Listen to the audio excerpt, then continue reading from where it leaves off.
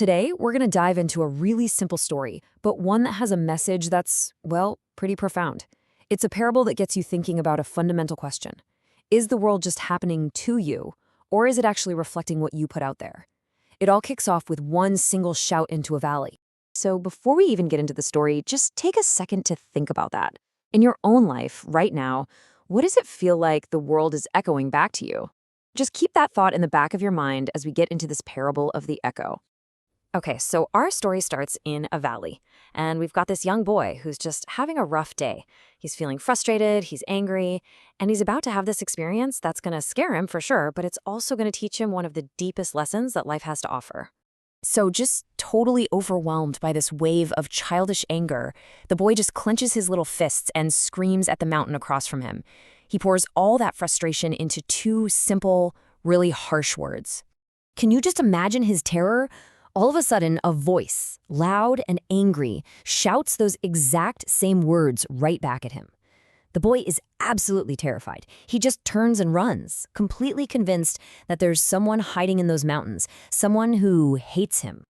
So he runs straight home to his grandfather, crying, trying to explain that there's this mean boy in the valley who's screaming hateful things at him. But his grandfather, being full of wisdom, he just kind of smiles. He knows exactly what really happened, and he sees this as a perfect teaching moment. And this is where the grandfather shares the core idea of the whole story. He explains that this isn't about some other person out there, it's about connection. He tells the boy that life itself is like a giant mirror, or an echo. It doesn't just give you what you want, it gives you back exactly what you've already put into it. He shares this timeless piece of wisdom. You know the saying, right? Responding to anger with more anger or hate with more hate, well, that just makes the fire bigger. It creates this vicious cycle of negativity that's really, really hard to break. The key, he says, is that you have to be the one to change what you're sending out first. So the grandfather tells the boy, go back to that exact same spot, but this time he tells him to shout something totally different, something good, something from the heart. He encourages him to just try sending a new message and see what happens. The boy, trusting his grandfather, goes back. He takes a deep breath, and you gotta think, this probably took some courage, and he shouts out into that same valley. But this time, with a feeling of love and hope.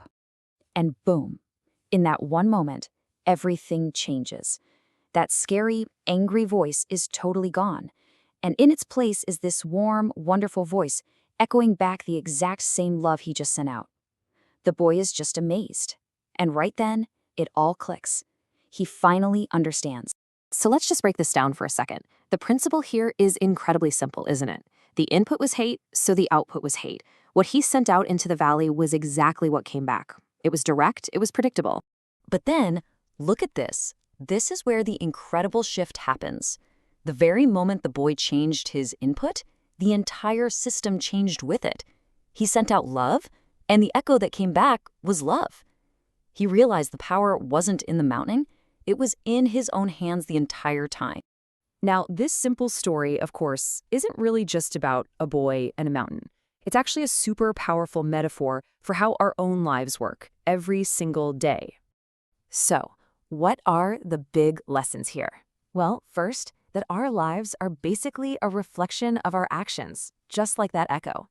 Second, the energy we're constantly putting out there, through our words, our feelings, our actions, that's what's actively shaping the reality that we experience. And maybe the biggest lesson of all, that answering anger with love doesn't just change a moment, it truly has the power to change our world.